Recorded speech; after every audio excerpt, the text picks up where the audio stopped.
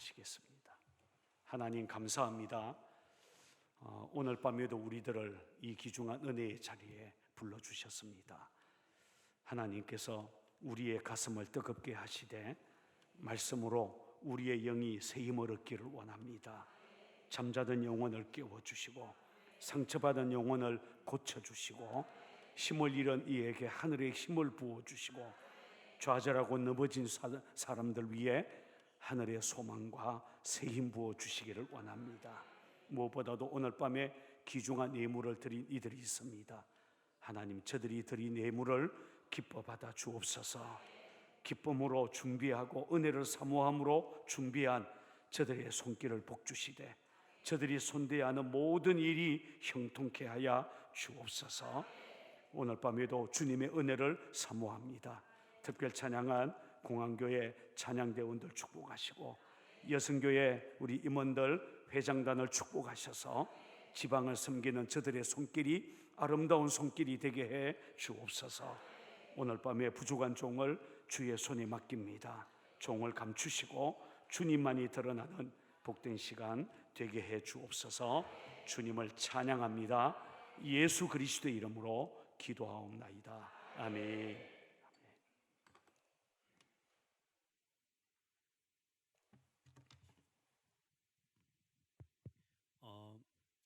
오늘 성경 본문이 좀 바뀌었고요. 주제가 좀 바뀌었어요. 내일 새벽에 전도와 영전쟁에 대해서 말씀을 나눌 거고, 오늘 밤에는 이렇게 전도의 소명, 전도의 사명을 가슴에 품자, 이런 주제로 좀 말씀을 나누기를 원합니다. 여러분, 우리가 베드로후서 2장을 보게 되면 베드로후서 2장에 두 사람에 관한 이야기가 나와요. 한 사람은 노아이고 또 한 사람은 롯에 관하여서 말씀을 합니다. 한번 따라해 볼까요? 노아, 롯. 근데 노아나 롯이나 이 두 사람은 시대적인 간격은 있지만 시대적인 특징은 비슷해요. 종말의 시대, 하나님의 심판을 앞에 두고 살았던 사람들이에요. 그런데 우리가 성경을 보게 되면 롯이 살았던 소돔성은 음란하고 무법한 도시였죠. 하나님은 그 소돔성에서 살아가고 있는 롯을 통해서 소돔성에 하나님의 은혜가 임하기를 원했지만 롯은 그 음란하고 그리고 무법한 소돔성에서 하나님의 심판을 앞에 둔 그 종말의 시대를 살아가면서 롯은 단지 마음만 아파했어요.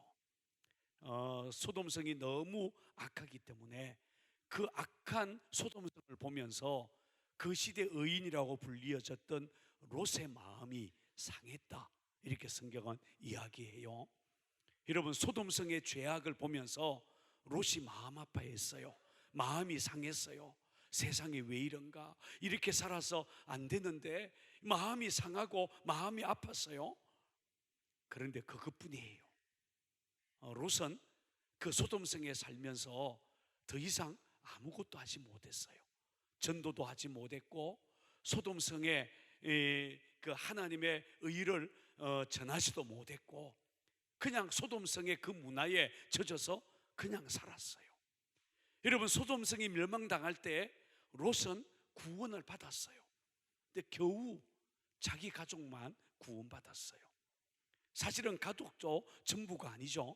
롯의 아내는 소돔성에서 빠져나오다가 소금 기둥이 되고 말았어요. 겨우 구원받은 그런 그리스도인이 되었다, 이렇게 표현할 수 있어요. 이게 소돔성에 살던 이 롯의 모습이죠. 그런데 노아는 조금 달랐어요. 여러분, 노아가 살던 시대도 소돔성과 비슷했어요. 무법하고 음란하고 그리고 하나님의 심판을 앞에 두고 있는 이 종말의 시대에 살았어요. 근데 성경에 보면 노아에 대해서 성경은 어떻게 설명하는가 하면 그 시대의 의인이었다라고 얘기합니다. 특별히 베드로후서 2장에서는 이 노아가 하나님의 의를 선포했다 이렇게 말합니다. 여러분, 노아 시대가 얼마나 타락했는지 우리는 잘 알아요. 예수님께서 노아 시대를 이야기할 때에 노아 시대 사람들은 먹고 마시고 시집가고 장가가고 그것만 했대요. 얼마나 악한지 하나님이 노아 시대의 사람들을 보면서 사람 지은 것을 뭐 했다고요? 한탄하셨다 이렇게 성경은 이야기해요. 하나님이 사람을 보면서 한탄했어요. 여러분, 창세기 1장에서는 사람을 지으시고 너무 보기 좋아서 보시기에 심히 좋았더라. 영어 성경에는 원더풀 이렇게 표현을 하잖아요. 그런데 창세기 6장 노아 시대에 와서는 하나님이 사람 지은 것을 한탄했어요. 하나님이 더 이상 육체가 된 그들과 함께 있을 수 없다. 하나님의 영이 떠났다 이렇게 성경은 표현해요. 그 시대에 노아가 살았어요. 그러니까 소돔 시대나 노아 시대나 비슷했어요, 시대적인 상황은. 그런데 노아는 하나님의 은혜를 입었고 방주를 지었고 그리고 하나님의 의를 선포하며 살았다는 거예요. 그래서 하나님은 그 시대에 노아를 주목했죠. 노아를 주목했다는 게 중요해요. 하나님은 노아를 통해서 새로운 역사를 시작하셨어요. 여러분, 세상에서 가장 복을 많이 받은 사람, 최고의 복을 받은 사람, 제 생각에는요 노아 같아요. 왜냐면 다 죽었으니까. 노아와 그 가족만, 세계 전부는 노아 것이었어요. 우리가 복을 받으면 이 정도는 받아야 되는데, 어쨌든요 하나님은 노아를 주목했어요. 그리고 노아를 통하여서 그 시대의 사람들을 물로 심판하셨지만 노아를 통해서 새로운 역사를 써내려갔죠. 여러분, 아담처럼 노아는 한 시대의 이 시조가 되었어요. 그러니까 하나님이 노아를 그렇게 축복했다는 거예요. 자, 동일한 시대적인 특성, 종말의 시대, 음란하고 무법한 시대를 살아가면서 여러분, 롯과 같이 살 수 있어요. 롯처럼 세상의 동화에서 세상의 그 음란한 죄 때문에 마음은 아프지만 그냥 그 세상을 따라 그냥 세상에 동화되어서 살 수 있어요. 성경적인 표현을 빌자면 이거는 추한 그리스도, 능력 잃은 그리스도, 자기는 겨우 받지만 다른 사람에게 전도 한번 제대로 해보지 못한 그런 그리스도인의 모습이라고 할 수 있죠. 그런데 또 노아처럼 살 수 있어요. 노아는 그 시대에 하나님의 의를 선포하고 하나님의 주목을 받고 노아로부터 새로운 역사가 쓰여지는 그런 삶을 살 수 있다는 거죠. 여러분, 우리가 사는 시대는 어떠할까요? 롯의 시대나 노아 시대에 비해서 우리가 살고 있는 2017년 지금 5월 이 말을 살아가는 지금 이 강서구에 살고 있는 우리가 사는 이 시대는 어떤 시대인가라는 겁니다. 여러분, 제가 충북 제천시에서 목회를 했었어요. 여러분, 어느 날 제가 새벽 기도를 가려고 아파트에서 이렇게 내려와서 아파트 주차장에서 차를 이제 타고 교회로 가려고 그런데 그 가로등이 비쳐 있는 이 가로등의 빛이 비친 그 차 가까이 가서 차 문을 열고 타려고 그랬더니 차 창문에 종이 쪽지가 하나 이렇게 있었어요. 이게 뭔가? 그러고는 이제 종이 쪽지를 가지고 가로등 밑에 가서 이렇게 비추어 봤어요. 그랬더니요, 오빠 심심해요, 전화하세요. 아니, 이게요, 저 제천, 저 촌동네, 저 충청북도, 저 시골에서요, 그게 붙어 있어요. 서울은 어때요? 서울은 깨끗한가요? 아마 여기도 더하겠지, 사실은 여기가. 어쩌면 노아 시대처럼 이 강서구, 지금 서울 2017년 이 시대 모두가 다 먹고 마시고 시집가고 장가가고 온통 TV를 틀면 먹는 얘기요, 온통 TV를 틀면 연애하는 얘기요. 여러분, 온통 세상이 음란하고 무법한 시대가 되어가고 있잖아요. 그러면 지금 이 시대, 종말의 시대, 주님 오실 날 멀지 않은 이 종말의 시대, 기도하는 사람들은 그냥 말세 정도가 아니라 말세 지말이다 라고 말하는 지금 이 시대, 노아 시대하고 비슷하고 롯이 살던 시대하고 비슷한 이 시대에 우리는 어떻게 살아갈 수 있겠는가? 롯처럼 살 수도 있고 노아처럼 살 수도 있을 거예요. 여러분들은 누구의 뒤를 따라가고 있어요? 노아의 뒤를 따라갈 거예요? 아니면 롯처럼 마음은 상하지만 그냥 세상 따라서 그냥 물 흘러가듯이 세상 따라서 살아가고 있는가? 여러분, 저는 우리 강서지방에 있는 우리 26개의 교회 목사님들과 성도들이 이 종말의 시대에 노아처럼 하나님의 주목받는 사람이 되었으면 좋겠어요. 노아처럼 하나님의 은혜를 입고 그리고 하나님의 의를 선포하는 이 시대에 전도자로 살았으면 좋겠어요. 노아는 구원의 방주를 지었어요. 그는 구원의 이 문을, 방주의 문을 열어놓고 사람들에게 하나님의 의를 선포했어요. 그 시대에 하나님의 구원이 있다는 것을 방주를 통해서 선포했어요. 여러분, 오늘날 우리의 삶이 노아를 따라가는 삶이 돼야 되지 않겠는가, 이런 생각이 들어요. 그러기 위해서 저는 오늘 몇 가지 주제를 좀 나누고 싶어요. 그러기 위해서 오늘 우리들이 좀 먼저 분명하게 해야 될 것이 하나 있어요. 그것은 바로 우리의 정체성이에요. 한번 따라해 볼까요? 나의 정체성.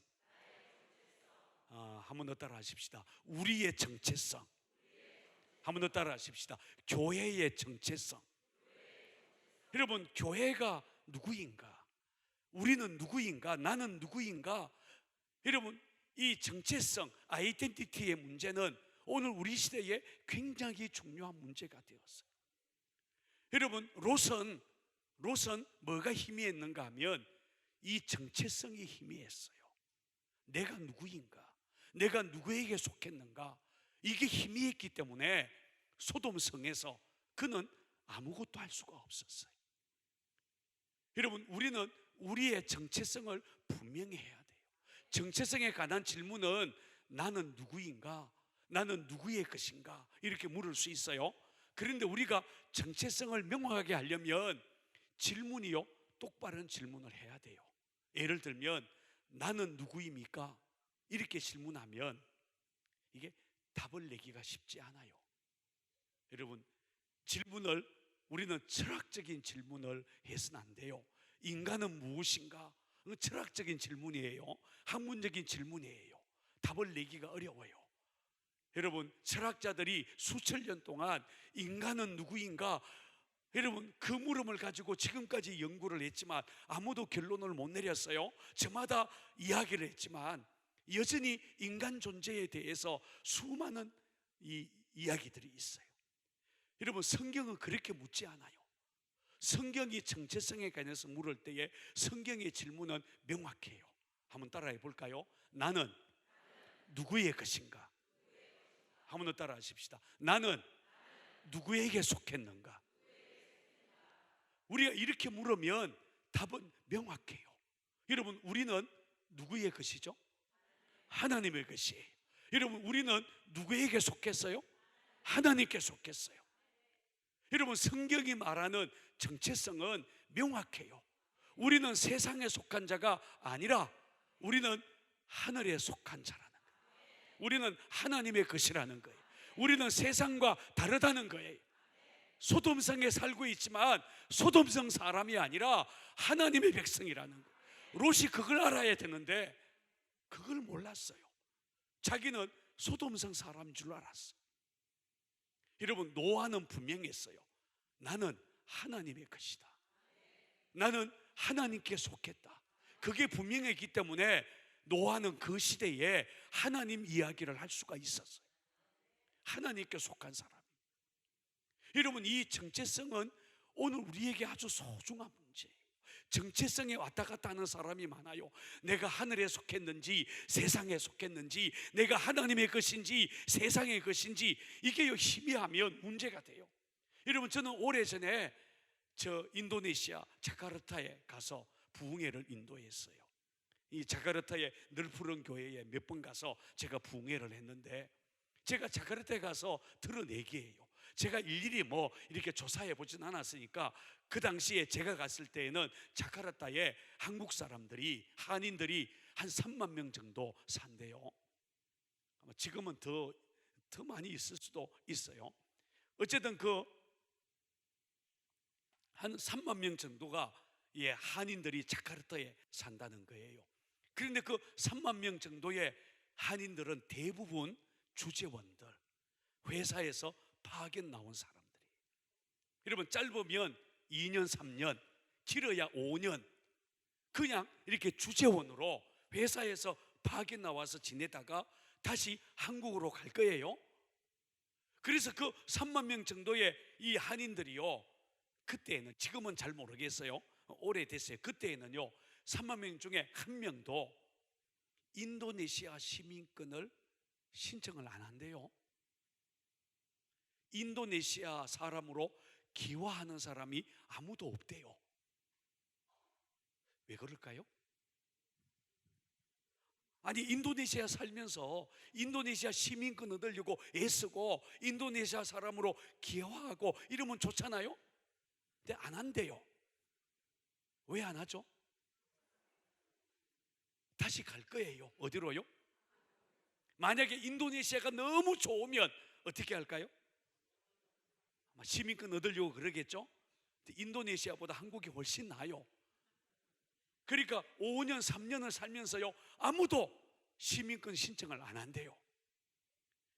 자카르타에 사는 한국 사람들은 TV를 봐도 한국 TV 보고, 신문을 봐도 한국 신문 읽고, 그리고 맨날 한국을 쳐다보고 언제 불러주나 이러고 기다린대요.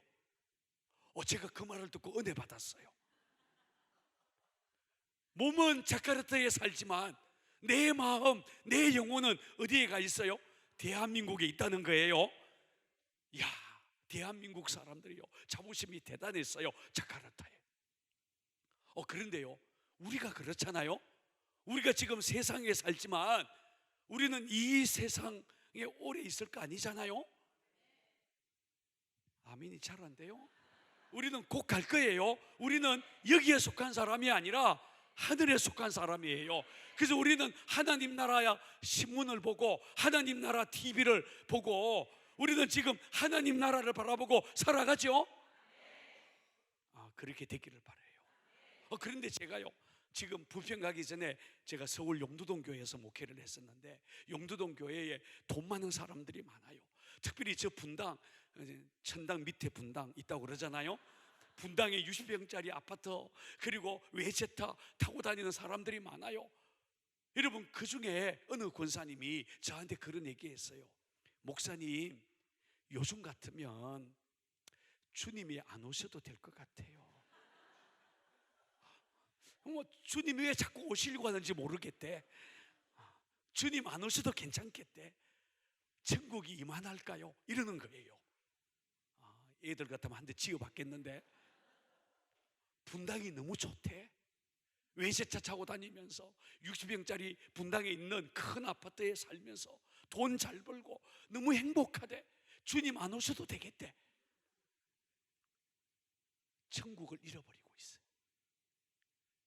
내가 어디에 속했는지, 지금 내 정체성이 무엇인지를 잃어버리고 있는 거예요. 여러분들의 정체성은 분명해요? 여러분, 내가 어디에 속했는지가 분명해야만 내가 무엇을 위해 살지도 분명한 거예요. 여러분, 엄밀한 의미에서 우리 그리스도인들은요 이중 국적자예요.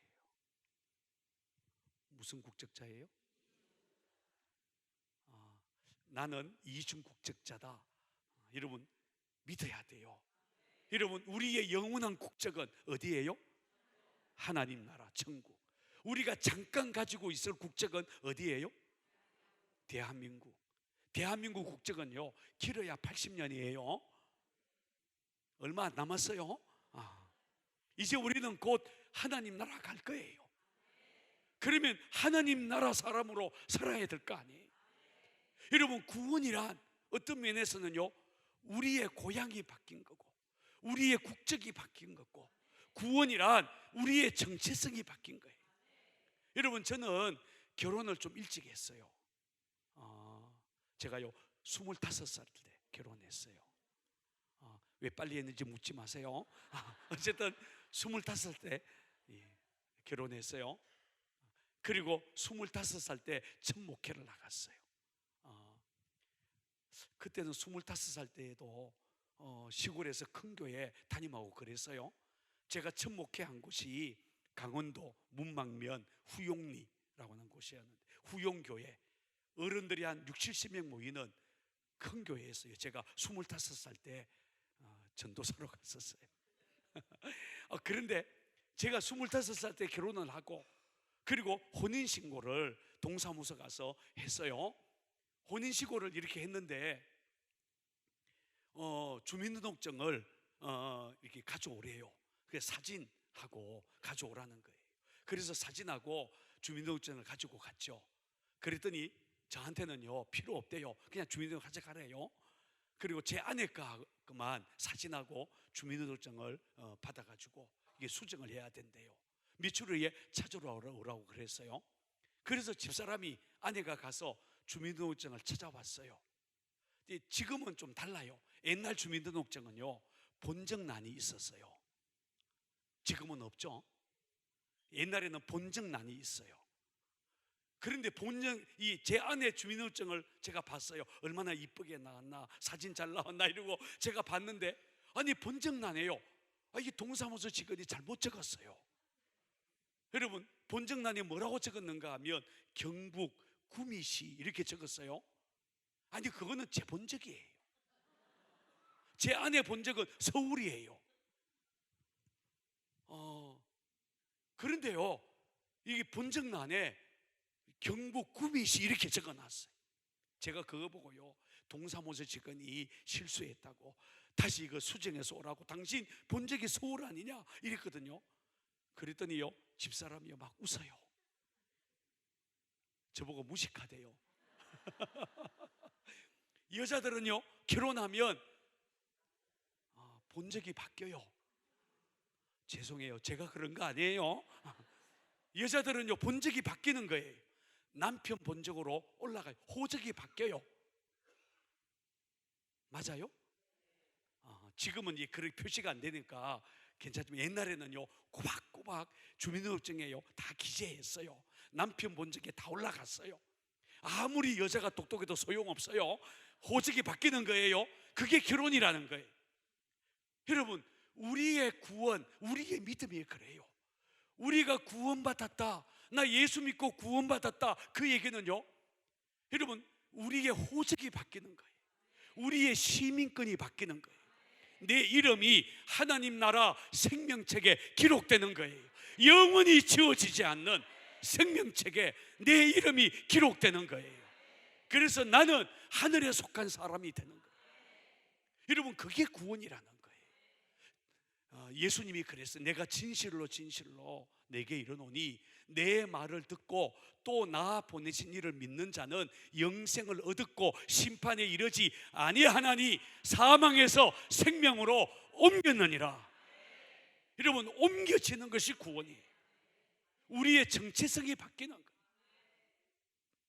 여러분, 이 사실을 분명히 해야 돼요. 그런데 하나님은 정체성이 분명한 사람을 주목해요. 눈여겨봐요. 여러분, 역사적으로 성경적으로 하나님께 쓰임받은 사람이 어떤 사람이냐? 정확하게요 자기 정체성이 명확한 사람들이 하나님의 쓰임을 받았어요. 대표적으로 모세. 여러분, 모세가 애굽 사람이에요? 히브리 사람이에요? 아니, 지금 우리는 그렇게 얘기하지. 여러분, 그 시대 여러분들이 모세라고 생각해 봐요. 모세는 어렸을 때에 바로의 공주의 아들로 자랐어요. 여러분, 애굽 나라의 왕자예요. 권력 서열 몇이 앞으로 모세가 바로가 될 가능성이 많았어요. 애굽의 왕이 될, 황제가 될, 바로가 될 가능성이 많은 사람이 모세였어요. 애굽에서 최고의 학부를 나왔고, 애굽의 모든 문화의 중심에 있었고, 애굽의 권력을 가지고 있었고, 여러분, 애굽의 금은 보화를 마음껏 가지고 있는 사람이 모세였어요. 아무도 모세를 무시하지 못했어요. 모세가 히브리인이라는 것을 그 시대에요, 아무도 몰랐어요. 모세는 애굽의 왕자였어요. 앞으로 바로가 될, 애굽에서요 최고의 권력을 가질 만한 사람이 모세였어요. 여러분, 그게 모세의 신분이에요. 한번 생각해 보세요. 얼마나 모세가 자랑스럽겠어요? 애굽의 모든 것을 가지고 있었어요. 여러분, 반면에 그 당시 히브리인들은 어떤 사람들이지 아세요? 히브리. 여러분, 제가 대학원에서 공부할 때에 히브리인의 정체에 대해서 많은 이 학설들을 배웠어요. 근데 어느 한 학자의 말에 의하면 히브리라고 하는 말은 원래는 히브리어 자체는 건너오다라는 의미가 있지만, 이 학자는 히브리라는 이름은 핫비루라는 이름에서 유래했다, 이렇게 주장하는 학자가 있었어요. 핫비루가 누구냐? 핫비루는 그 시대 애굽 사람들 중에 노예 계층을 부르는 이 사회 계층 용어라는 거예요. 우리가 옛날에 양반, 쌍놈 이렇게 불렀듯이 핫비루 이러면 애굽 나라에서 제일 천한 사람들, 노예들을 부를 때에 핫비루 이렇게 불렀다는 거예요. 그 핫비루라는 이름에서 히브리라는 이름이 나왔대, 이 학자의 주장이야. 자, 그러면 생각해 보세요. 여러분, 모세는 지금 애굽 나라의 왕자예요. 아무도 모세가 저 핫비루 히브리 출신인 것을 몰라요. 그런데 보세요, 모세의 나이 40이 되었을 때, 성경은요 정확하게 그의 나이 40이 되었을 때 뭐라고 선언했는가 하면, 나는 애굽 사람이 아니요, 나는 히브리인이요. 야, 이건요 굉장한 선언이에요. 나는 히브리인이라는 거예요. 나는 저 노예 계층의 사람이라는 거예요. 저들이 내 민족이요, 저들이 내 백성이요, 나도 저들과 하나다, 이렇게 얘기했어요. 아니, 제정신이 아니지. 아니, 조금만 있으면 애굽 나라의 왕이 될 만한 사람, 애굽 나라의 왕자예요. 애굽의 최고의 학부를 졸업한 사람, 애굽의 모든 금은 보화를 마음대로 휘두를 수 있는 사람. 그런데 이 모세가 나는 애굽 사람이 아니라는 거예요. 애굽의 금은 보화보다 나는 내 백성 히브리인들과 차라리 저 광야에서 고난받는 것을 선택하겠다. 아무도 아멘을 안 해요. 지금 너무 충격적인 얘기잖아요. 아니, 히브리서 11장에 보면 모세의 믿음을요 그렇게 설명해요. 그는 애굽의 왕자라 불리지기보다는 히브리인, 하나님의 백성이라고 불려지기를 좋아했어요. 왜 그렇죠? 뭐가 분명했어요? 정체성이 분명했어요.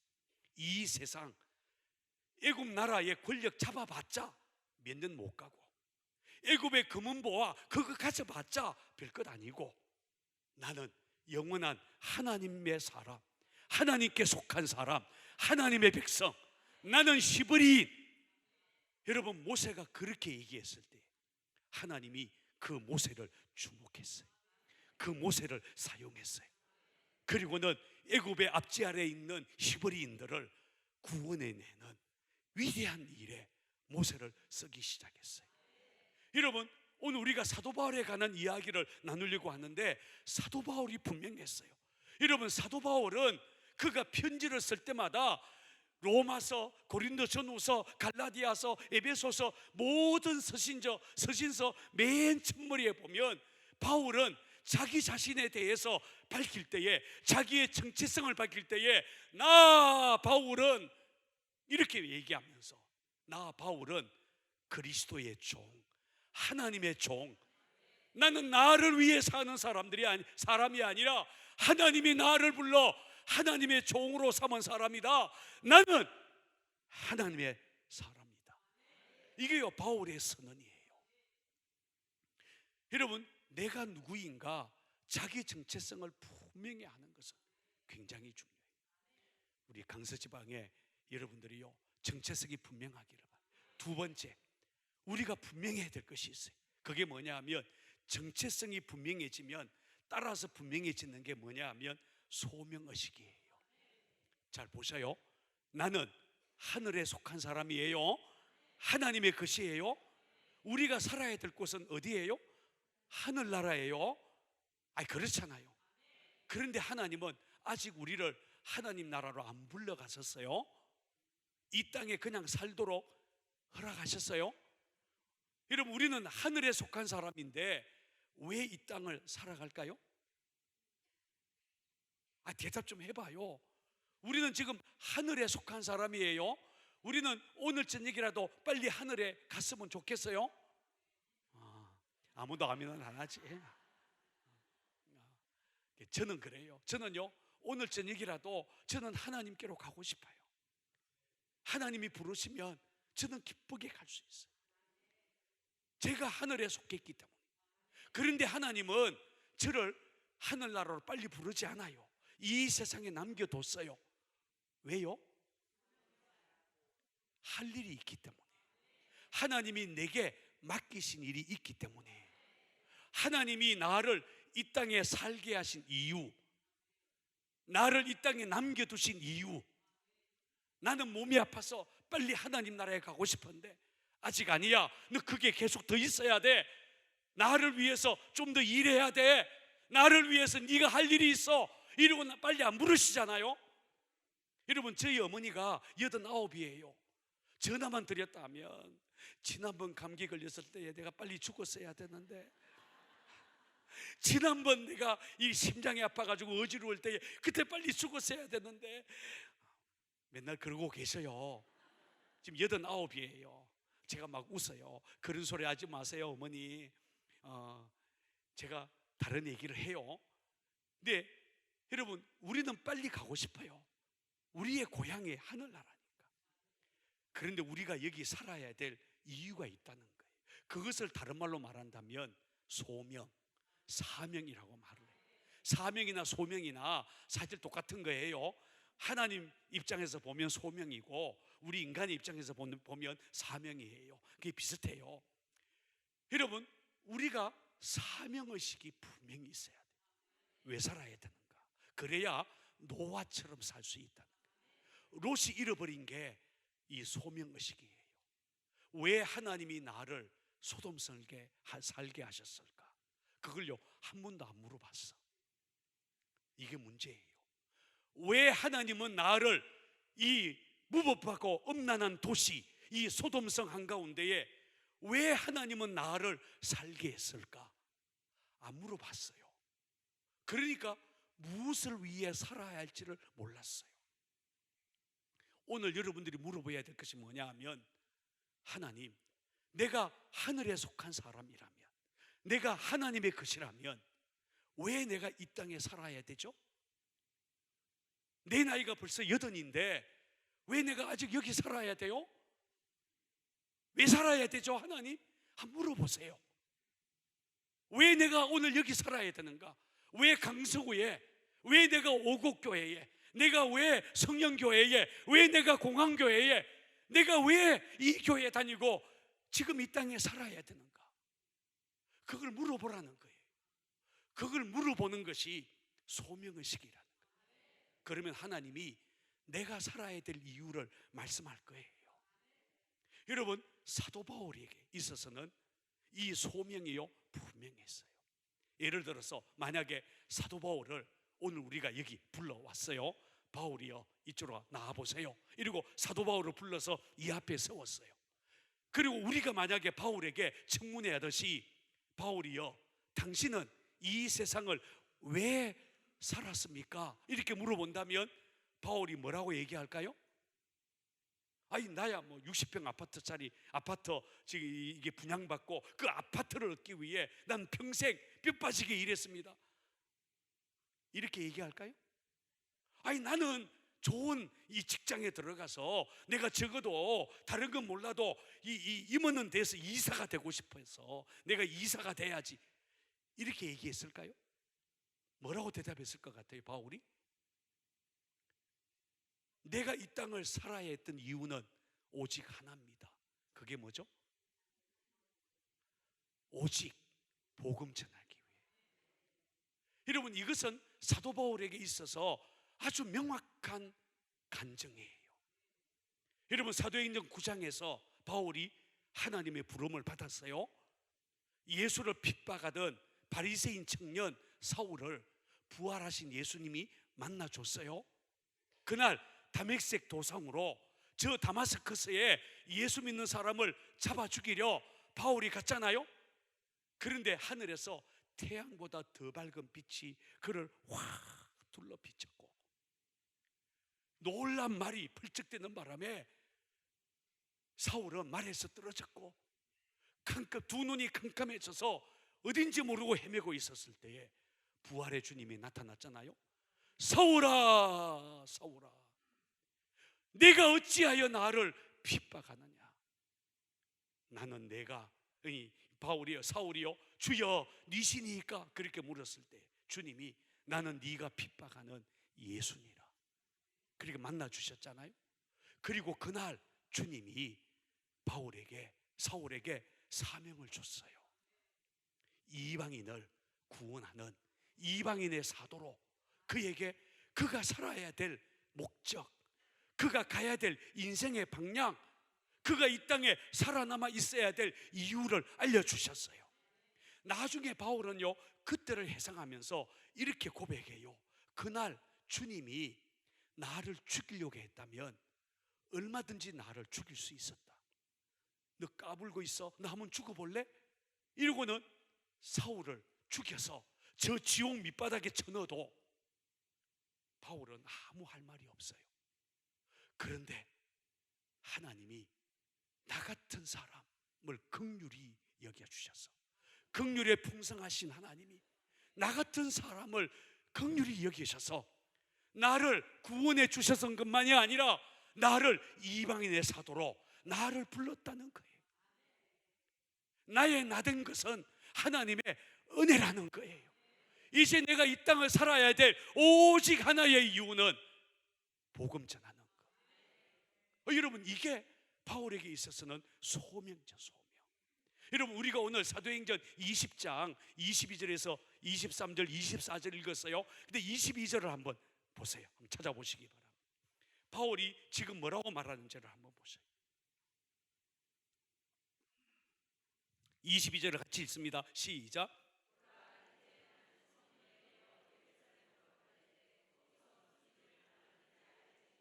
자, 여기에 보면 나는 지금 성령에 매여 예루살렘으로 간다, 이렇게 표현해요.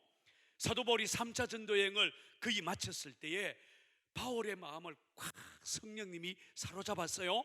그리고는 어디로 가라고 그랬는가 하면 예루살렘으로 가야 돼. 예루살렘으로 가야 돼.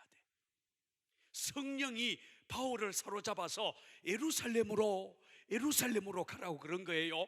여기 성령에 매여 데데메노스, 에고토, 푸뉴마티, 이렇게 이 히라버 성경에서는 얘기해요. 데데메노스, 이 붙잡혔다, 이 말이에요. 에고토, 푸뉴마티, 성령에게 내가 붙잡혔다, 이렇게 얘기해요. 여러분, 성령에게 붙잡힌 것, 이게 바로 바울에게 있어서는 소명이에요. 여러분, 우리가 알다시피 사도 바울이요, 굉장한 은혜와 굉장한 복을 받았죠. 여러분, 바울이 복음 전하는 일을 할 때에 바울 주변에 인재들이 쫙 모여들었어요. 로마 복음화의 주역들이요, 다 바울 주변에 인재들이 모여들었어요. 여러분, 하나님은 바울을 로마 세계를 복음하는데 주도권을 주었어요. 여러분, 우리가 사도행전을 보면 사도행전의 이 초반부는 예루살렘 교회와 베드로가 주도권을 잡았죠. 그런데 후반부로 넘어가면 어느새 예루살렘 교회가 사라지고 베드로 이름도 사라지고 안디옥 교회와 바울이요 주도권을 잡아. 여러분, 이 주도권을 잡았다는 것이 중요해요. 여러분, 저는 제 마음이 안타까운 게 요즘에 한국 교회의 주도권을요 감리교회가 잃어버렸어요. 여러분, 대한민국 선교 초창기에는 주도권을 감리교회가 쥐고 있었어요. 장로교보다는 감리교가 주도권을 쥐고 있었고, 여러분, 일제 강점기 시절에 우리 민족의 불을 밝힌 사람들은 대부분 다 감리교인이었어요. 이건 자부심을 가져야 돼요. 학교를 세운 것도 감리교예요. 우리 민족에게 바른 길을 제시한 것도 감리교예요. 감리교의 선교사들이 우리 대한민국을 이끌어왔어요. 주도권을요 감리교가 쥐고 있었어요. 그런데 1970년, 60년, 70년을 전후해서 주도권이요 장로교로 넘어갔어요. 많은 이유가 있어요. 그 중에 하나가 감리교 신학이 병들기 시작했어요. 이런 얘기는 오늘 할 필요는 없을 것 같아요. 제가 너무 안타까워. 여러분, 똑똑한 젊은이들이요 감리교를 떠나서 다 장로교로 가고 있어요. 여러분, 감리교 장로님들과 장로교 장로님들을 비교해 보면요, 지금 우리나라에 제대로 된 기업을 하고 그리고 이 사회에 제대로 이름을 내고 기여하는 뛰어난 장로님들이요, 죄송해요, 감리교 장로님들이 아니라 장로교 장로님들, 목사님들 중에 여러분 지금 우리나라에 주도권을 가지고 한국교회를 이끌어 나가는 존경받는 목사님들 이렇게 설문조사를 해보면 죄송해요, 감리교 목사들이 별로 없어요. 주도권을 잃어버렸어요. 안타까운 거예요. 여러분, 그런데 바울이 사도행전에 보면 주도권을 쥐었어요. 여러분, 저는 이 강서 지역에 감리교회가 주도권을 가져야 되지 않겠어요? 오곡교회가 주도권을 가져야 되지 않겠어요? 여러분, 공항교회가 적어도 이 공항교회 오래된 교회인데 아파트는 들었었지만 주도권을 잡아야 되지 않겠어요? 물론 다른 교회는 필요 없다는 말이 아니에요. 다 복음 전하고 다 해요. 그런데 하나님의 눈길이 함께하는 교회가 있어요. 하나님의 눈길이 함께하는 사람이 있어요. 그 사람이 바울이었다는. 그런데 여러분, 바울이 많은 일을 했기 때문이 아니에요. 바울은요 오직 하나를 잘했어요. 뭘 잘했죠? 복음 전하는, 자기 소명, 하나님이 왜 나를 불렀는가, 그 하나를 잘했을 뿐이에요. 여러분, 이 한 가지, 하나님이 나에게 주신 한 가지 사명, 이 한 가지 사명을 제대로만 감당하면 하나님은 우리를요 바울처럼 축복해요. 여러분, 저한테요 아주 나쁜 버릇이 하나 있어요. 그 나쁜 버릇이 뭐냐 하면, 지금은 이제 많이 없어졌어요. 그런 나쁜 버릇이 하나 있는데, 그게 뭐냐 하면 차를 타고 이렇게 고속도로에 딱 들어서면 그냥 달린다는 거예요. 속도가 얼마인 줄 몰라요. 그냥 앞에 차가 나올 때까지 달려요. 그래서 제가 그렇게 좀 속력을 냈어요. 뭐 지금은 이제 나이가 들었지만 한참 40대 때, 저 같은 경우에는 40대 때 전도 집회, 부흥회 수없이 전국적으로 다녔었어요. 이게 집회 시간 맞추려면 속도를 낼 수밖에 없어요. 그런데요 위험한 순간이 몇 번 있었어요. 그런데 그런 위험한 순간을 당해도 저는 조금 자신만만했어요. 하나님이 아직은 부를 것 같지 않았어요. 아직은 아니다, 이런 생각이 들었어요. 왜냐하면 하나님이 나를 불러가시면 하나님 손해다, 이런 생각이 들었어요. 왜냐하면 제가 감리교 목사로서 감리교회 안에 제가 할 사역이 분명해요. 여러분, 감리교 목사님들이 많이 있지만 여러분, 감리교 목사님들 사이에 전도에 대해서 이야기를 하고 전도 세미나를 하고 전도 훈련을 하고 이런 목사님들이 감리교 목사님 중에 누구예요? 이렇게 물어보면 여러분, 저도요 이 손가락 안에 들어가요. 저는 다른 것은 하나도 유명하지 않는데 적어도 그 일에 대해서는요 이게 있어요. 그러니요 제가 먼저 가면 하나님 손해예요. 그래서 저는 자신만만 아직은 아니다, 하나님이 아직은 불러갈 것 같지 않다. 제가 다른 건 몰라도 한 가지 이유 때문에. 그런데 여러분, 제가 지금 여러분한테 묻고 싶은 거예요. 여러분들은 그 한 가지 이유가 있느냐는 거예요. 그 한 가지 이유. 내가 오국 교회에서 내가 하나님의 복을 받을 수밖에 없어요. 왜냐하면 내가 많은 것을 하기 때문이 아니라 적어도 오국 교회에서 이 사역에는 내가 꼭 필요해. 하나님이 나에게 이 사명을 줬어. 내가 이 사명을 감당하는 한 하나님은 나를 복줄 수밖에 없어. 하나님이 절대로 나를 포기할 수 없는 한 가지 이유, 하나님이 내 기도를 응답해 주시고 하나님이 나에게 복을 내려줄 수밖에 없는 한 가지 이유, 그 한 가지가 있어요. 이게 바로 소명이에요. 그것을 찾는 거예요. 여러분, 저는요 그게 전도예요. 저는 전도 때문에 복을 받았어요. 여러분, 제가 복받은 얘기를 하자면 너무너무 많아요. 오늘 제가 그 얘기를 다 할 수는 없어요. 여러분, 저는 원래 감리교인이 아니에요. 저는 어렸을 때 장로교에서 자랐어요. 여러분, 저는 이 감리교에 아는 목사님도 없고 아는 선배도 없고 아무도 저를 이렇게 이끌어줄 사람이 없어요. 감리교회는 큰 교단이 아니기 때문에 다 선후배 관계가 분명하고 누가 이끌어주고 이러는 거예요. 그런데요 아무 연고도 없고 여러분, 저를 끌어줄 사람이 아무도 없는 감리교단 안에서 여러분, 이상하게요 저는요 큰 교회에서 목회를 했어요. 역사가 100년 이상 된 교회를 제천 제1교회, 용두동 교회, 110년 된 교회 두 교회나 거쳤어요. 이상하죠? 하나님이요 저를 축복해 준 거예요. 제가 실력 있는 것도 아니에요.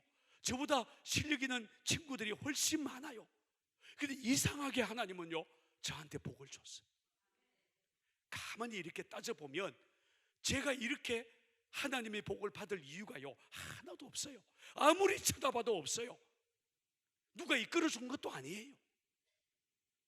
그런데 찾고 찾아보면 한 가지 결론밖에 없어요. 내가 개척교회 하면서 전도를 조금 했는데 3년 정도 미쳐서 오직 복음 전하는 거, 하나님이 이걸 위해 나를 불렀다. 그래서 한 3년 정도 정신없이 전도 좀 했는데, 조금 전도했는데 하나님이요 저에게요 제가 감당할 수 없을 만큼 복을 부어주기 시작. 여러분, 한 가지 일을 잘한 거예요.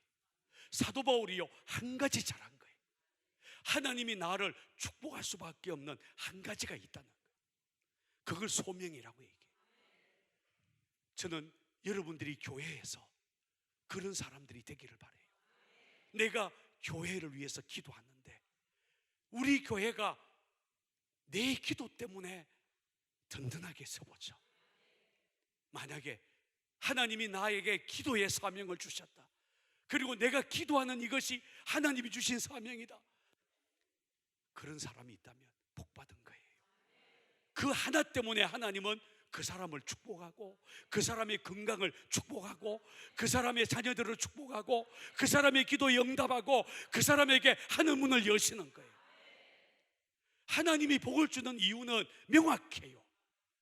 한 가지 일만 잘해도 돼요. 한 가지만이라도.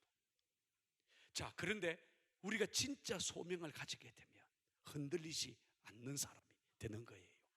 자, 여러분, 우리가 사도행전 20장에 보면 22절에는 성령에 매여서 나는 예루살렘으로 올라간다, 바울이 그렇게 얘기했어요. 성령님이 지금 바울을 어디로 보내는가 하면 예루살렘으로 보내고 있어요. 그런데 23절을 한번 봐요. 23절 한번 읽어보십시다. 같이 읽겠습니다. 시작.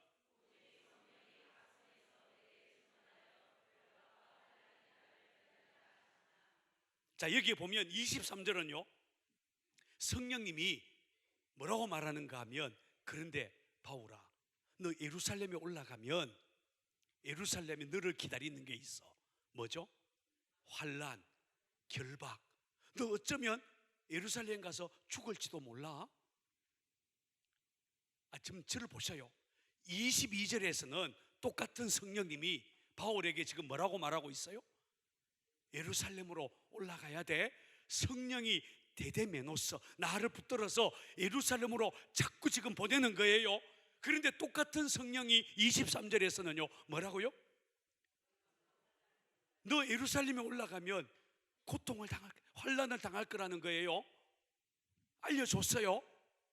자, 이때의 바울은요 예루살렘으로 갈 수도 있고 안 갈 수도 있어요. 두 가능성이 있어요. 자, 여러분 같으면 뭘 선택하겠어요? 예루살렘에 올라가서 결박을 당하고 감옥에 들어가고 죽을지도 모른다, 이 말을 듣고 그러면 안 올라갈래요? 안 올라가도 돼요. 성령님이 알려줬으니까. 22절은 그래도 바울 너 올라가야 돼. 나를 위해서 예루살렘에서 복음 전해야 돼. 지금 이러는 거예요. 여러분 같으면 어디를 따르겠어요? 롯 같으면 뭘 선택한 거죠? 롯은 도망갔어요. 슬그머니 그냥 전도 안 했어요. 노아 같으면 뭘 선택했겠어요? 환난을 당하고 결박을 당해도 예루살렘에 올라가 이랬잖아요. 아마 분명히 그랬을 거예요. 여러분은 뭘 선택할 수 있어요? 바울이 뭘 선택했죠? 바울이 선택한 게 24절이에요 24절 같이 한번 읽어볼까요? 시작. 내가 달려갈 길과 주 예수께 받은 삶 곧 하나님의 은혜의 복음 전하는 것을 마치려 하면은 나의 생명조차 조금도 귀한 것으로 여기지. 바울이 뭐라 그랬어요? 나는 죽어도 올라가겠습니다. 예루살렘에 가서 내가 죽더라도 올라가겠습니다. 왜냐하면 내가 복음 전하는 것은 주께서 내게 맡긴 사명, 내가 달려갈 길, 주님이 지금까지 나를 축복해 주신 이유, 내가 지금 이 땅을 살아야 될 이유, 내 존재 목적, 내 소명. 그러니 나는 죽어도 예루살렘에 올라가겠다. 이게요 바울의 고백이에요. 나의 달려갈 길과 주 예수께 받은 사명 곧 하나님의 은혜의 복음을 전하는 일을 마치려 하면은 나는 내 생명조차 조금도 귀한 것으로 여기지 않겠다. 보세요, 아무도 바울을 못 말려요. 복음 전하는 일이라면 내가 사는 이유, 내 소명이란. 여러분, 제가 열심히 전도하고 막 웨슬리 전도학교 교장으로 막 이렇게 사역할 때에는요, 여러분 제가 서울에서 목회하면서요 이렇게 경상남도 통영 저 마산 이런 데 가서요 전도 세미나를 했어요. 5시간 차 운전해서 가서 1시간 강의하고 5시간 운전해서 왔어요. 강사비 하나도 안 줬어요. 여러분 같으면 가겠어요? 여러분, 제가요 5시간 운전해서 갔어요. 그리고 1시간 강의하고 또 5시간 운전해서 집에 왔어요. 그래도 저는 기뻤어요. 왜일까요? 주님이 제게 맡기신 일. 바울이요 그랬다는 거예요. 여러분, 이게 사명 가진 사람의 마음. 여러분, 저는 이 말씀을 준비하는데 주님이 저한테 주신 음성이 있었어요. 너 이 말씀을 잘 전해야 돼. 오늘 한국교회 교인들이 얼마나 약해졌는지 아니? 걸핏하면 삐졌다고 얘기해. 걸핏하면 시험 받았대. 헌신 한번 제대로 해본 적도 없으면서, 헌신 한번 제대로 해본 적도 없으면서, 땀 흘려 자기의 생을 주를 위해 한 번도 희생해 본 적 없으면서 걸핏하면 삐졌다고 얘기하고, 목사님 설교가 마음에 걸린다고 얘기하고, 나는 듣기 싫은데 이 말만 하고 있다, 너 조심해야 돼 그랬어요. 그런데 제가 그랬어요. 주님, 그래도 저는 이 설교 하겠습니다. 그러다가 저를 초청 안 하면 그만이죠 뭐. 여러분, 너무너무 약해졌어요. 옛날에는요, 교회에서 일하고 목사님들이요 꾸중하고 그래도 당연한 줄 알았어요. 목사님 때문에 상처받았다 이런 말 아무도 안 했어요. 아이, 그러잖아요. 옛날에 상처 이런 말이 어디 있었어요? 그거 당연하지. 아니, 일 제대로 못했으니까 목사님이 꾸중했겠지. 아, 그랬잖아요.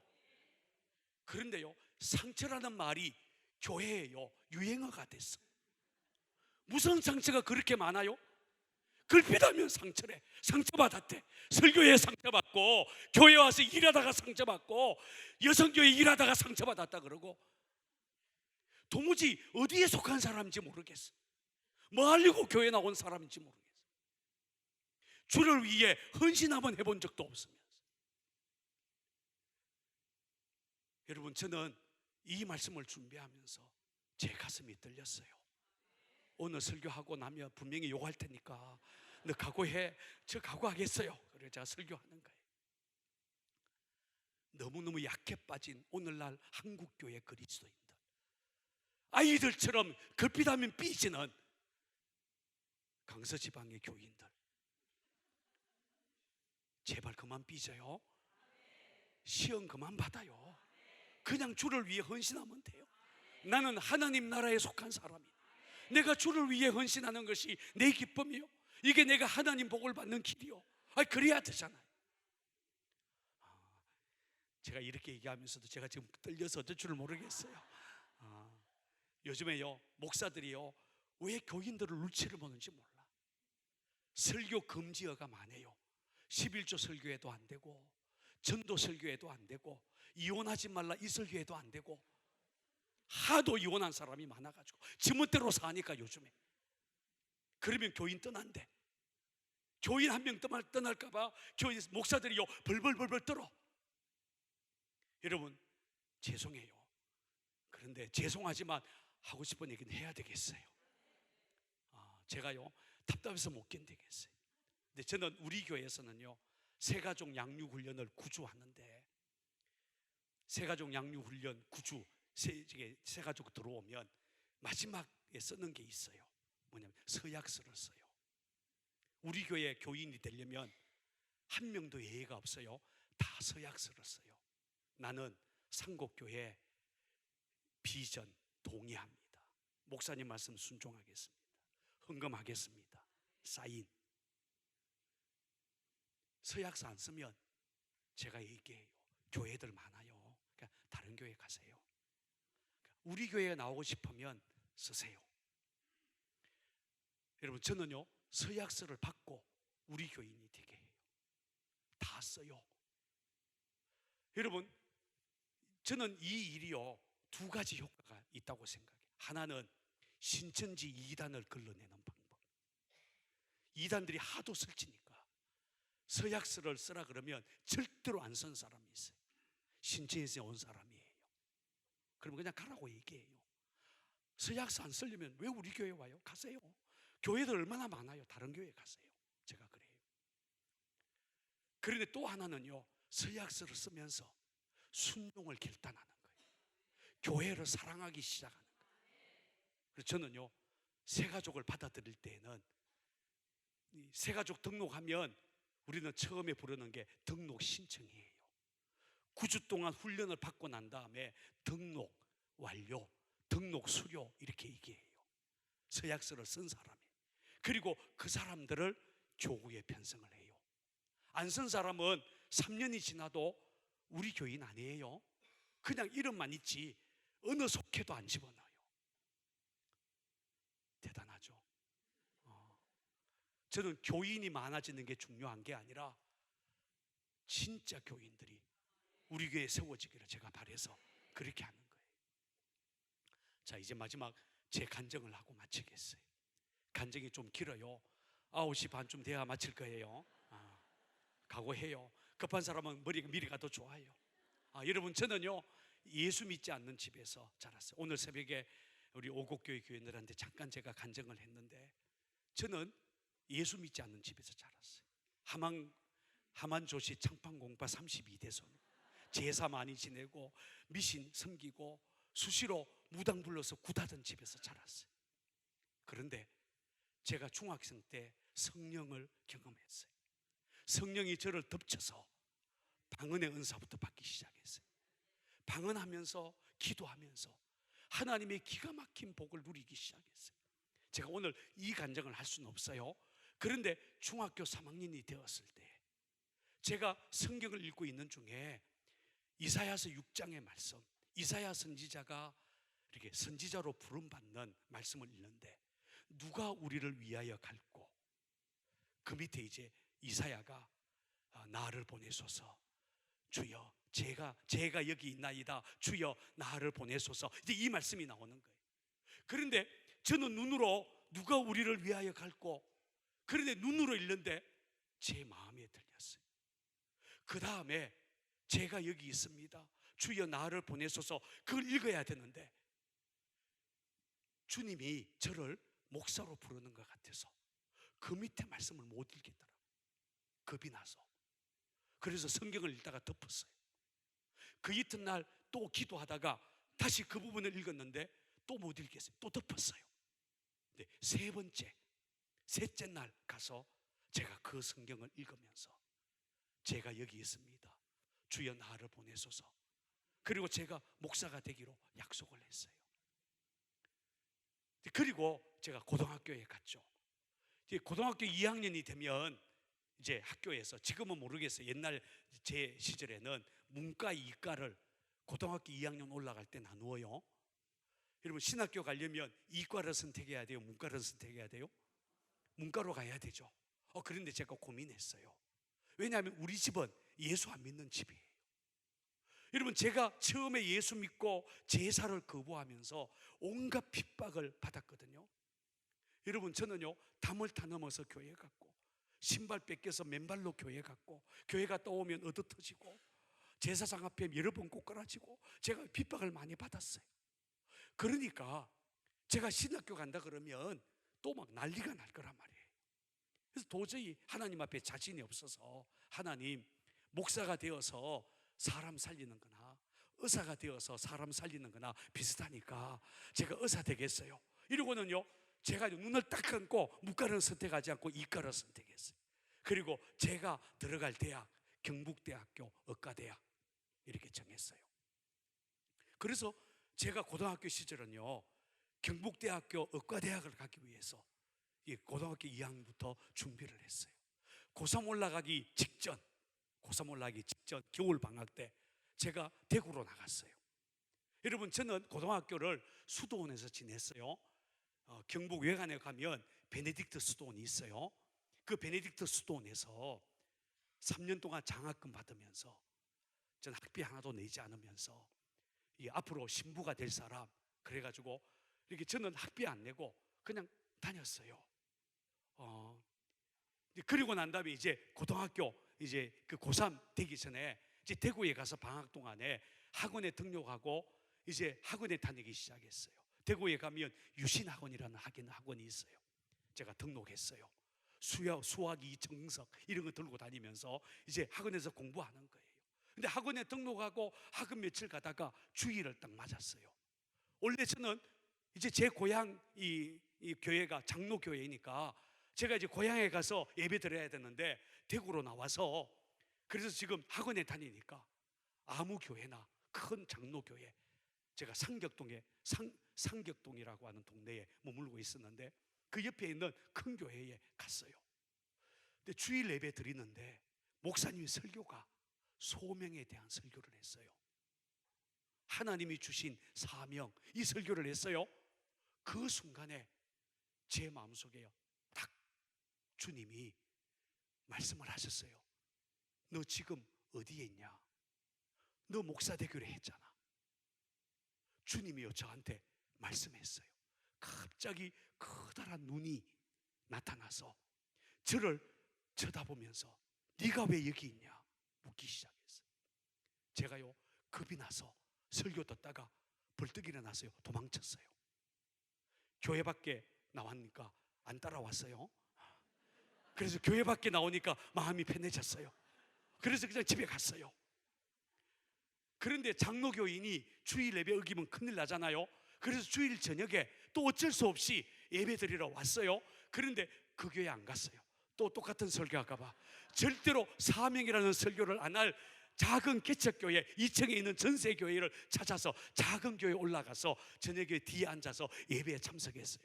그런데 예배에 딱 앉자마자 눈치를 보니까 헌신 예배예요. 예부에서 강사가 왔어. 그리고 강사님이 설교를 하는데 주제가 사명이에요. 제가요, 하나님 피할 수 없겠다 이래서, 그래서 그날 저녁에 하나님하고 타협을 했어요. 하나님, 진짜 제가 목사 되기를 여전히 원하십니까? 그러면 증거를 보여주세요.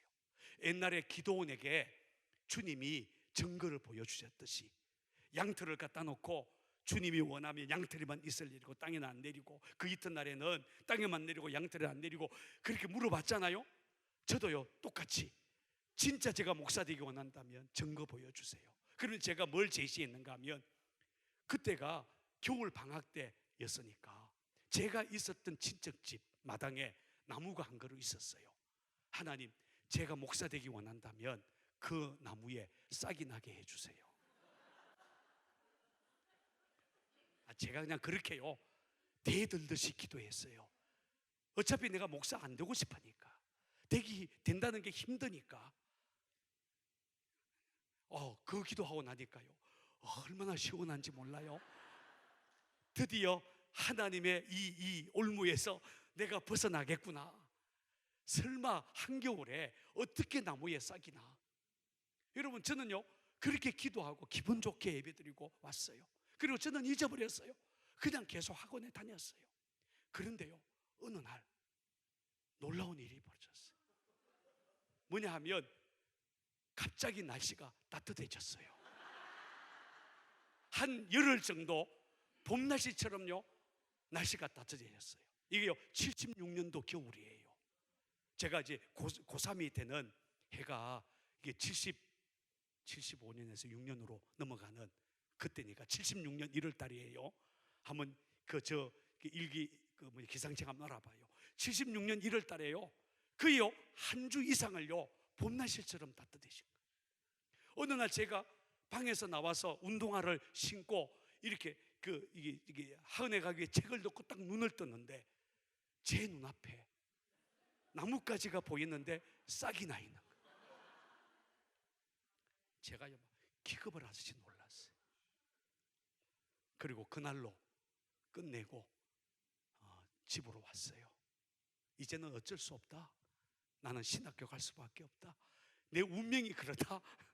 이러고는요 경북대학교 의과대학 포기하고 다시 이제 집으로 왔어요. 고3이 되었어요. 고3 되자마자 담임 선생님이 한 명씩 불러서 갈 대학들을 이렇게 체크하잖아요. 제가요 신학교 가겠다고 그랬어요. 그랬더니요 담임 선생님이 막 욕을 해야 되는 거예요. 이 나쁜 놈의 스키 막 이렇게. 왜냐하면 학교에서 장학금을 줬으면 학교를 위해서 학교 이름을 내는 좋은 대학에 가야지. 무슨 신학교를 가? 그런데 아무리 담임 선생님이 욕을 해도 저는 어쩔 수 없어요. 왜죠? 쌍난 나무까지. 저는 피할 수가 없어요. 제가 욕을 다 얻어먹고 그래도 신학교 가야 돼요. 이렇게 대답하고 나왔어요. 그리고 이제 고3을 지내는 거예요. 신학교 갈 준비를 했어요. 신학교는 그 시대에 이 영어 시험하고 성경 시험밖에 없었기 때문에 제가 영어 공부하고 그리고 성경을 읽고 신학교 갈 준비를 했어요. 그러다가 10월 달이 되었는데 담임 선생님이 불렀어요. 너 신학교 가도 좋아. 그런데 학교를 위해서 특차를 쳐. 특차. 그때 특차가 뭐가 있었는가 하면 육군사관학교, 공군사관학교, 해군사관학교, 이 사관학교가 있었어요. 네 학교 이름을 위해서 너 사관학교 시험 쳐. 그러죠. 뭐 어차피 안 갈 건데. 그래서 10월 달에 그해 10월 달에 육군사관학교 시험을 쳤어요. 여러분, 저는 당연히 안 될 줄 알았어요. 또 안 돼야 되고 그냥 어쩔 수 없이 선생님에게 끌려서 선생님 차 타고 대구로 나가가지고 대성고등학교에서 시험 쳤으니까 그거 당연히 안 되는 거지. 그런데요 합격을 했어요. 여러분 육군사 합격을 딱 하면 맨 처음 나오는 게 경찰서에서요 신원조회가 나와요. 저를 찾아온 게 아니라 우리 집, 저는 지금 이 수도원에 있고 우리 집으로 이 경찰이 가서 신원조회를 한 거예요. 집에서요 제가 육사에 합격한 것을 알았어요. 난리가 났어요. 저는 안 갈 건데. 근데 집에서는요 난리가 났어요. 여러분 제 고향이요 경북 구미예요. 구미에 유명한 사람 있잖아요. 박정희 대통령 지금 시퍼렇게 살아있어요. 그런데요 더 기가 막힌 것은요 우리 집안하고 박정희 대통령 집안하고 사돈지간 먼 사돈이에요. 우리 고모부님이 박정희 대통령의 조카예요. 그러니 먼 사돈이잖아요. 그런데 사돈 어른이 청와대에 있지. 그 시대는요 출세의 길이 육군사관학교 갔다가 정치로 빠지는 거예요. 그게 출세길이라고 그랬어요. 아니 맞잖아요. 우리 다 아는 거잖아요. 그러니까요 제가 육사에 딱 합격하니까 이제 너 풀렸다는 거예요. 집안 어른들이요 하만조씨 집안 집성촌이거든요. 집안 어른들이요 동네 잔치를 했어요. 동네 사람들이요 저를 보고 앞으로 잘 봐달라고 그랬어요. 그리고 난 다음에 집안 어른들이요 차를 대절해서 어디로 갔는가 하면 육사 태릉 육사 관광을 왔어요. 저를 끌고 차에 태워서 앞으로 네가 다닐 학교. 그리고 집안 어른들이요 차 타고 와서 저 태릉 육사를요 한 바퀴 돌았어요. 육사 생도들 만나면요 저보고요 이놈아 인사해, 네 선배 될 사람이야. 그래 선배들한테요 이놈이 있는 너도 들어올 때까지 잘 봐달라 그러고 육사를 여러분 그 완전히 누비고 다녔어요. 그런데 저는 아무리 그래도 가면 안 돼요. 왜죠? 상단나무까지. 제가요 너무너무 고민됐어요. 그런데 해필 그때는 이제 대학 시험이 정기가 있고 후기가 있어요. 근데 정기 시험 치는 날이요 육사 신체 검사하는 날이에요. 신체 검사만 되면 육사 들어가는 거예요. 이 신체 검사 받으러 가면 안 돼요. 그러려면 정기 시험 칠 때에 도망쳐야 돼요. 그런데 도망치려면 정기 시험에 신학교 가야 돼요. 그래야 나중에 후기 시험 칠 때에 이렇게 붙들려서도 괜찮잖아요. 근데 정기 신학대학을 찾아도 아무 데도 없어요. 신학대학은 다 후기야. 그런데 유일하게 정기 시험 치는 신학대학이 딱 하나 있었어요. 감리교 신학대학. 여러분 저는 장로교인이. 그런데 신학교는 정기는요 감리교 신학대학밖에 없어요. 저는요 정해졌어요. 그래서요 몰래 원서를 써서 감리교 신학대학에 원서를 냈어요. 그리고 가출을 했어요.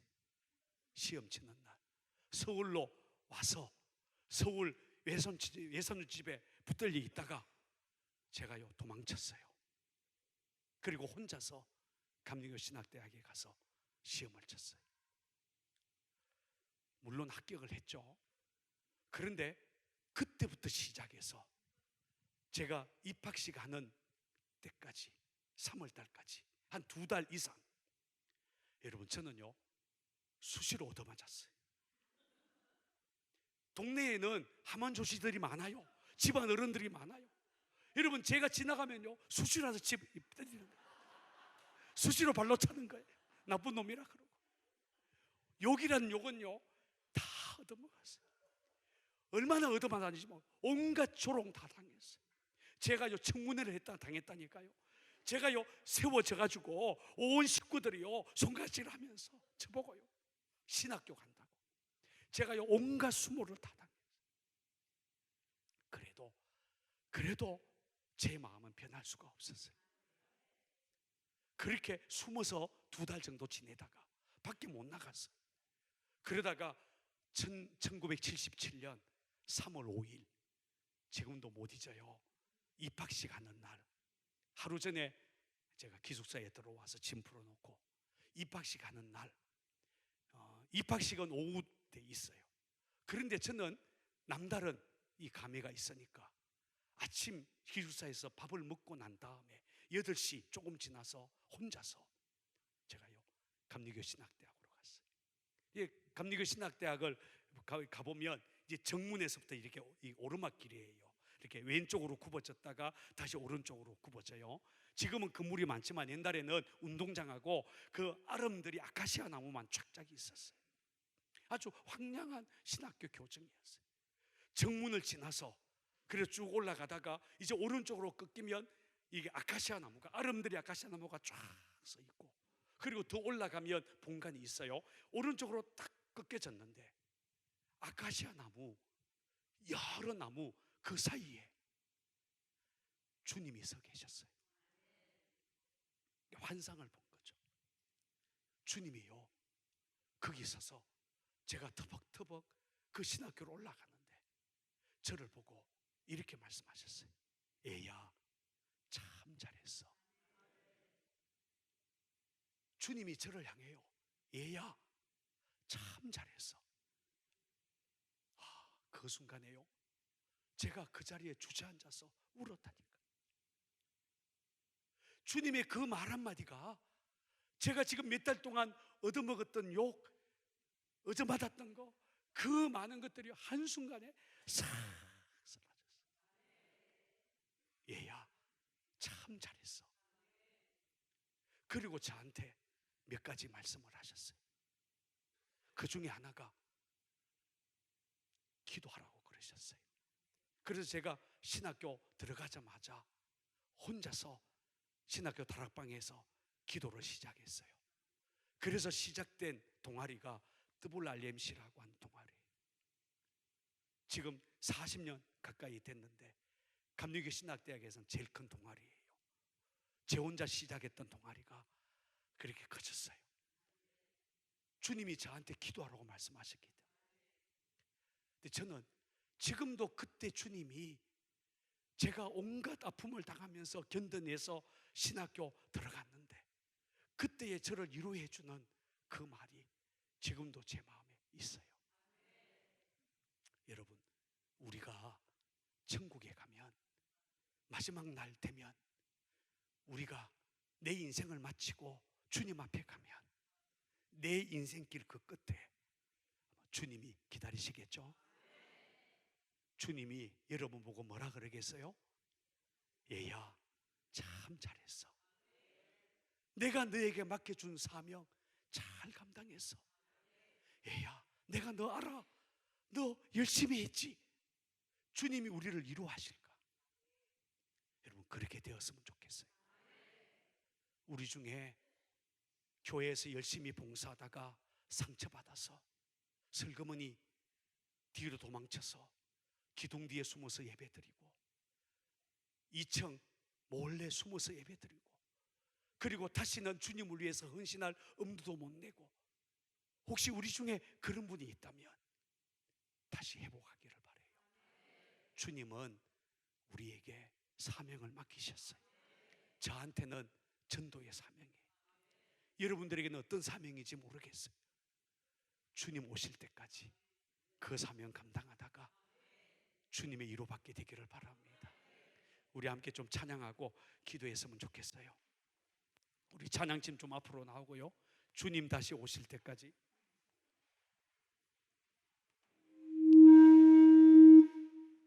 우리 한번 좀 같이 찬양하고 우리 좀 기도하는 시간을 가졌으면 좋겠어요.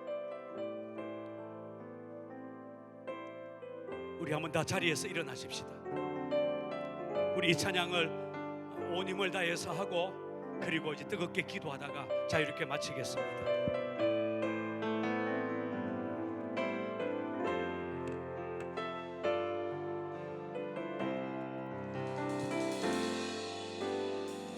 주님 다시 오실 때까지 나는 이 길을 가리라. 좁은 문 좁은 길